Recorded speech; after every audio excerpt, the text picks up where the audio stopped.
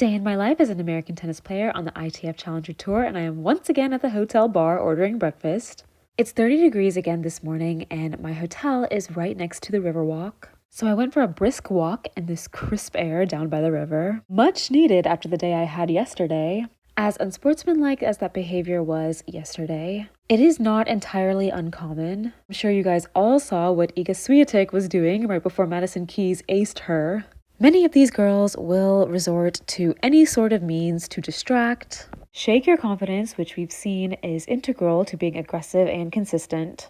And it all starts here. You have to be good at handling that, brushing it off, and not caring. I tried desperately to keep my hotel room clean this time. It did not really work, but at least I'm trying. Aside from handling outside distractions, I think we could be a little bit faster getting ready and a little bit slower before the contact point. Obviously, changing the timing is the worst thing ever for consistency, but I've done it so many times before, I don't think it'll be that hard anymore. And I think making this change is going to give us greater control over what we're able to do at the contact point as well. We have a couple hours before going to the airport. So I went out to explore the Riverwalk. There was this really cool museum where you could literally ride one of these old steamboats down this virtual river the way that it looked back then.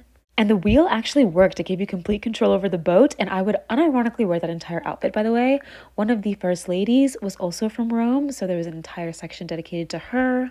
Even though we didn't get into this tournament, I would consider it a resounding success. In that practice set with Alessandra, we were making a lot of good time and space, successfully executing the mental and physical adjustments at the contact point, and pushing an aggressive strategy from the serve and the return, all without making any unforced errors. And successfully executing like that on a WTA player is exactly the kind of practice that we wanted from this tournament. And the founder of Coca-Cola was actually from Rome, Georgia. I wasn't sure what I was expecting from Rome, Georgia, but this town has exceeded all of my expectations. It is just the cutest place ever, and I also stopped by this cute little boutique where they had all these beautiful dresses, and of course, I had to look at every single one.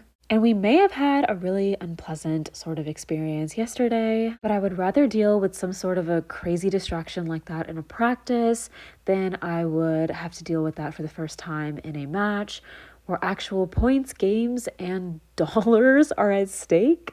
There are definitely some things that we can do to get mentally stronger and better at dealing with that sort of thing so it does not affect the way that we play as well. This concludes the first training block of the year. I usually go about 5 weeks on and take the 6th week off. Although this first block was a 7-week block just because we had some tournaments. This week off acts as built-in injury prevention.